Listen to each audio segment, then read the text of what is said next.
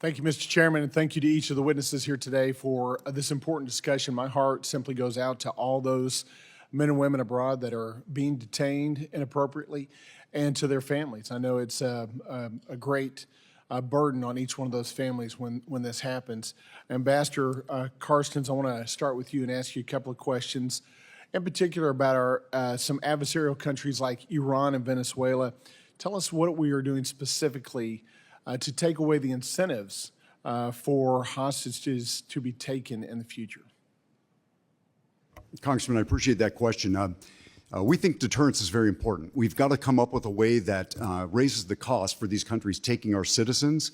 I think it's going to take some time to build it, but I think we're already on that glide path that one day will get us to the point where we raise the cost so high that they'll stop taking our citizens.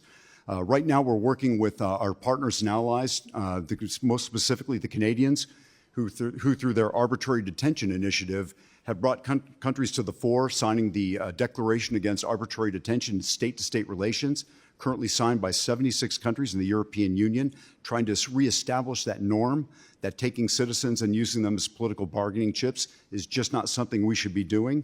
We've also established, along with the Canadians, an independent legal panel made up of high-level jurists who can start looking at some of the legal remedies that we might have to also put this problem to rest. And let me ask you about one of those. One step that might be taken is creating an official designation for maybe what's called, quote, state sponsor of arbitrary detention. Is that something you guys have discussed within the agency? You know, I think it's being discussed right now by the independent legal panel. These are things that we've also talked about with lawyers, not only within the State Department, but the interagency. We've also reached out to places like the Atlantic Council and CSIS to have these legal discussions, because right now there are legal tools available and agreements available that we've not put into the service of stopping this problem. And they're probably ones that we're going to have to tie into. And we may actually be coming back to Congress in the next year or two to ask for more authorities that allow us to have more of a more muscular legal response to this being done. Yeah, you talked about the Levinson Act earlier. That's one of the tools. Are you using sanctions that are allowed under the Levinson Act to help deter and get back our hostages? You know, we've done so 15 times. I think you've probably noticed that we've leveled sanctions against groups in Iran. We've leveled sanctions against groups in Russia. We've leveled sanctions against specific individuals in JNIM. And the idea is that if we can level a sanction to get some sort of justice and accountability or affect a return, that's a good move. I have to confess, sometimes it's hard to level a sanction when you're currently in the negotiating space and you're trying to figure out, if a sanction's leveled, what kind of pressure will that bring to bear? Will that get someone back, or will that push that farther away? But to date, we've definitely used that sanctioning authority given to us by Congress.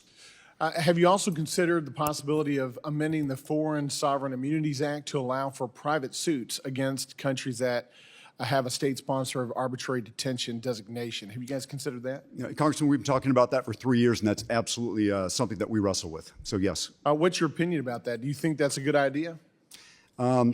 I almost feel like I'm wondering if I should say that we wait until we get an official decision on that before I render it. But to my mind, I would lean towards it.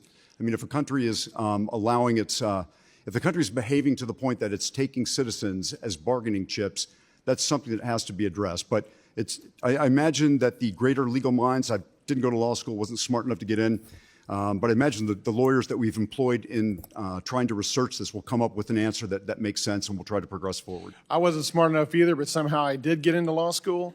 I'm curious also about one other possible tool in your toolbox, because that's really, I think, what we're talking about is giving you tools in the toolbox to get our hostages back. What about amending Title 18, making wrongful detention a crime, and allowing suits against foreigners in those instances?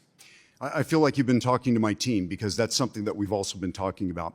And I tell you, as we go forward, I don't think we've been shy about reaching out to Capitol Hill.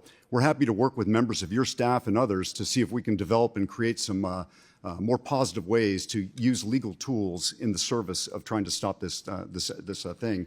But let me throw one thing at you real quick. To our mind, there is the sanctioning authority, but we feel like there are tools out there across all elements of national power that we could take and put into service of trying to stop this, or maybe we need to come back to Congress and ask for authorities. But it can't just be diplomacy. We have to think in terms of intelligence, the military, law enforcement, economic tools. All elements of national power could probably put, in some sense, into the service of trying to make this go away.